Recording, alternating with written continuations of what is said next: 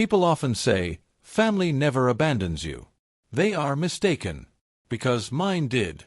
And it all began with a necklace I never touched and a deception I never anticipated. One moment, I was pouring orange juice at my sister's birthday brunch. The next, she stood before everyone, pointed at me, and declared, she stole my $9,000 necklace. Laughter ceased. Forks froze. And suddenly, I wasn't Sophia, the daughter who settled the accounts. I was Sophia, the thief. The deceiver. The family's disgrace. They ejected me that very night. No warning. No luggage. Just a single bag, and a door slammed shut. What they didn't realize was that I had been covering every expense. Their rent, their electricity, even my sister's university tuition. And when I walked away, I didn't just take my possessions. I dismantled their entire foundation. This is the narrative of how they attempted to ruin me. And how, piece by piece, they ultimately demolished their own world instead. My name is Sophia, and I am 28 years old. If you had told me a few months ago that my own sister would accuse me of purloining a $9,000 necklace, simply to humiliate me in front of our entire family, I would have scoffed. Not because she wasn't capable of such cruelty, but because I never imagined she would genuinely go that far. But she did. And what transpired afterward? That's what no one foresaw. Allow me to transport you back to the morning everything disintegrated. It was Sunday. Sunny. The scent of freshly brewed coffee mingled with the aroma of my mother's famous blueberry pancakes. My sister, Lena, was celebrating her 25th birthday. Our apartment, a spacious 3-bedroom unit in a decent part of town, was filled with relatives. My parents, aunts, uncles, cousins, everyone was there. Even my grandparents, who rarely left their home, had made the trip.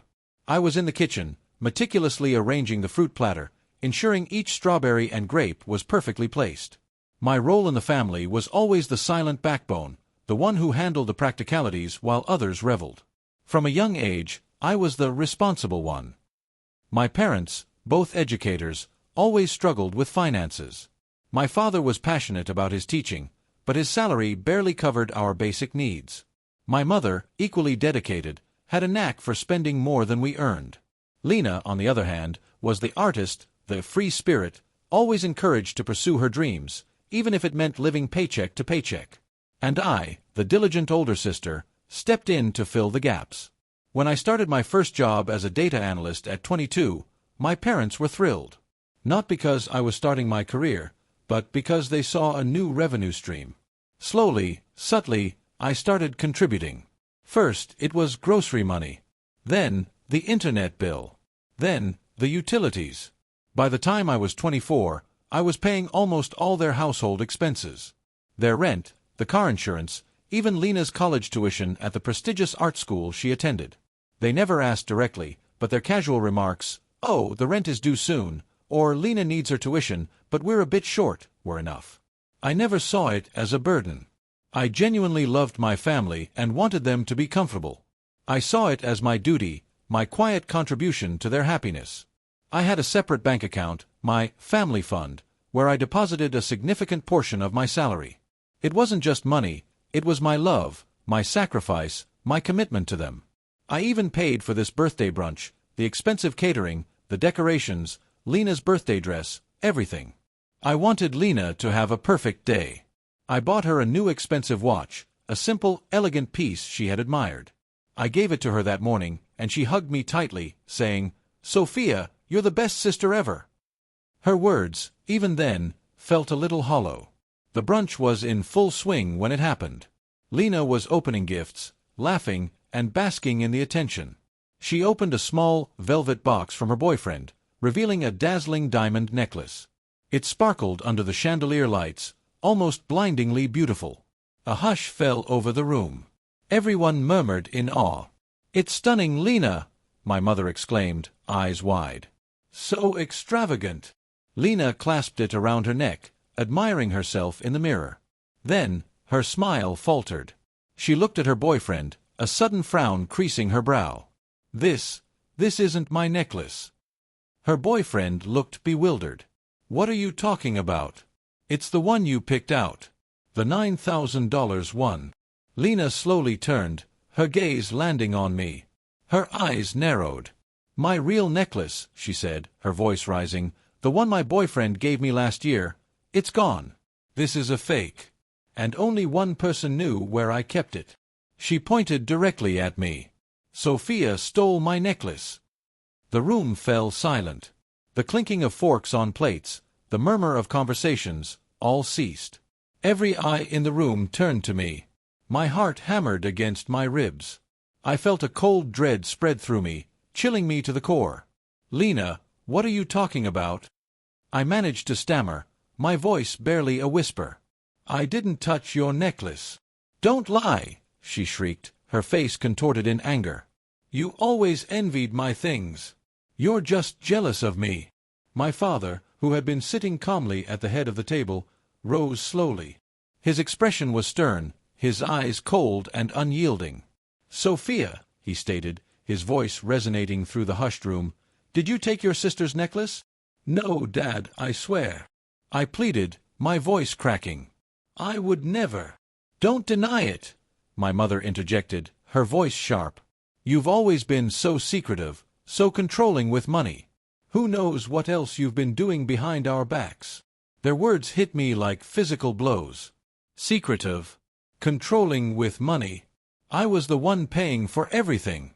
I wanted to scream, to expose their hypocrisy, but my throat felt constricted. My father walked over to me, his shadow looming. "Get out," he commanded, his voice low and dangerous. "Get out of my house. You're a disgrace to this family." "Dad, please," I begged, tears welling in my eyes. "I didn't do it.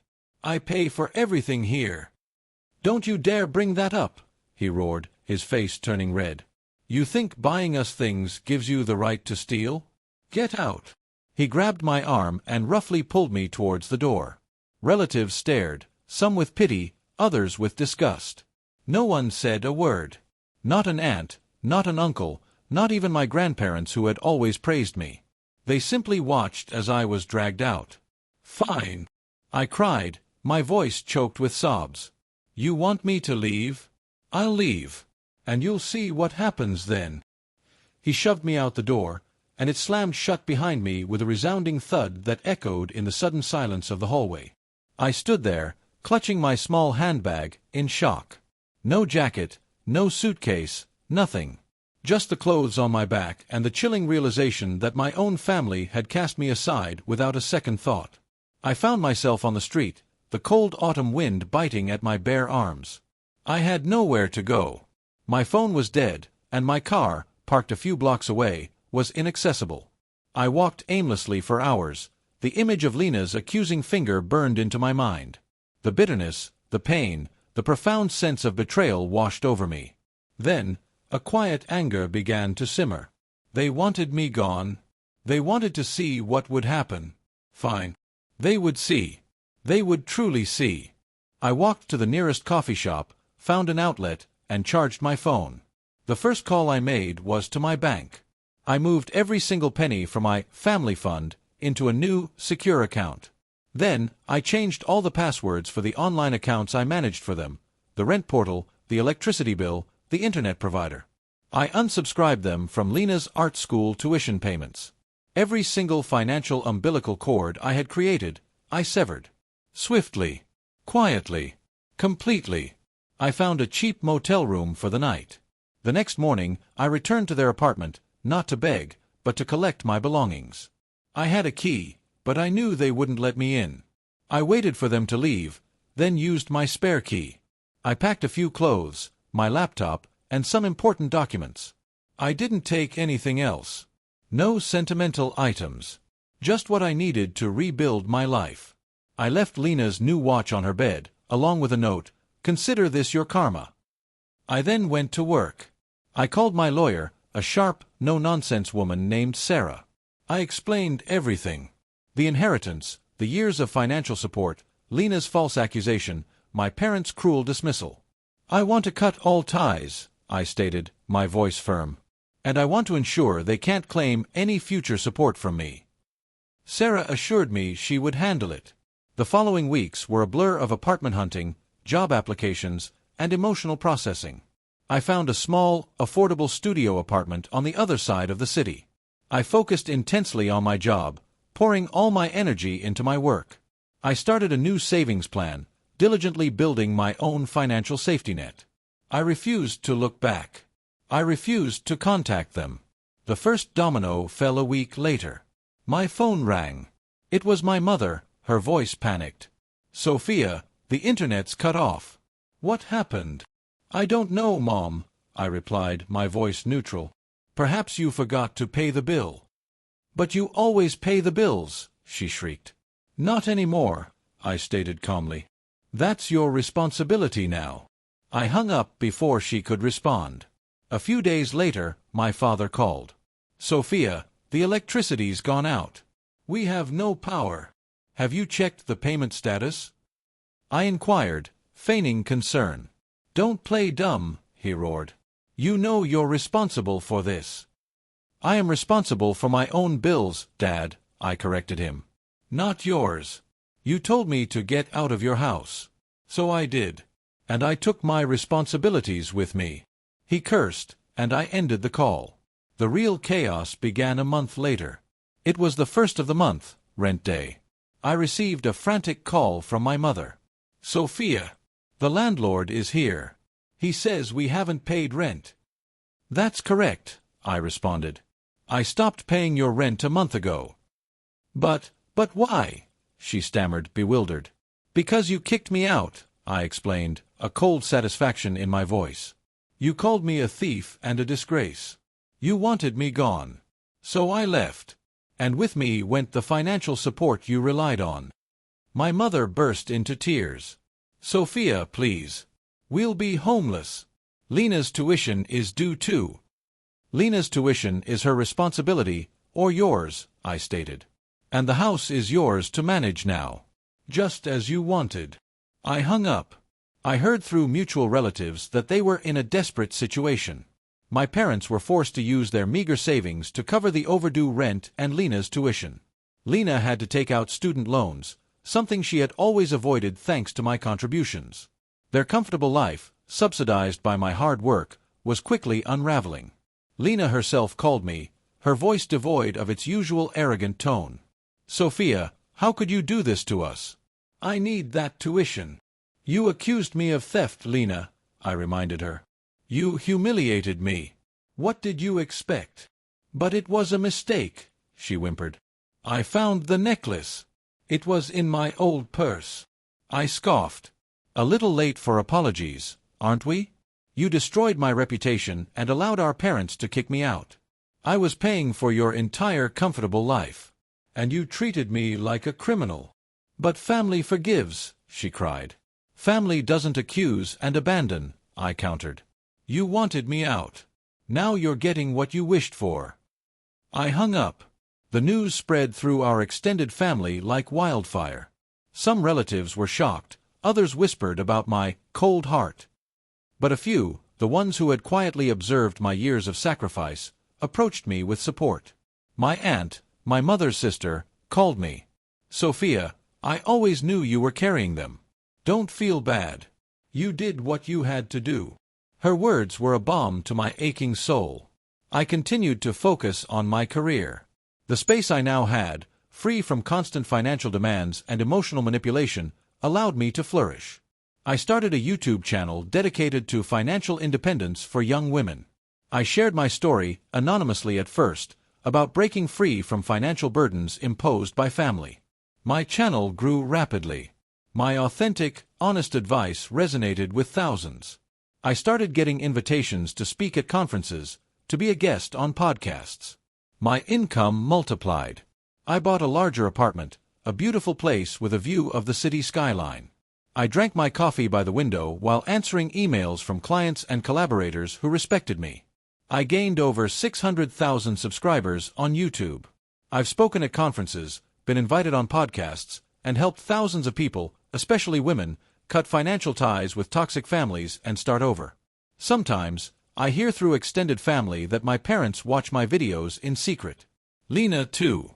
Apparently, they're shocked that I turned out this way. But the truth is, I didn't turn out this way. I was always this woman. They just never looked closely enough to see me. And now, they can observe me from afar. They can sit in the silence I once inhabited. They can feel the absence of the person who kept their lights on, their refrigerator full, their reputation untarnished. I don't hate them. I don't even wish them harm. But I do hope they grasp this much: when you bury someone in lies, they don't vanish. Sometimes, they blossom. And that's how I transformed their betrayal into my breakthrough. They tried to annihilate me with falsehoods. But I walked away and constructed a life they can only witness from a distance. If you've ever been falsely accused or exploited by the very people who should have protected you, just know this: withdrawing isn't weakness. Sometimes, it's the most powerful action you can take. Thank you for witnessing my story. If this resonated with you, please like, share, and don't forget to subscribe. Because the next story, it's even more astonishing.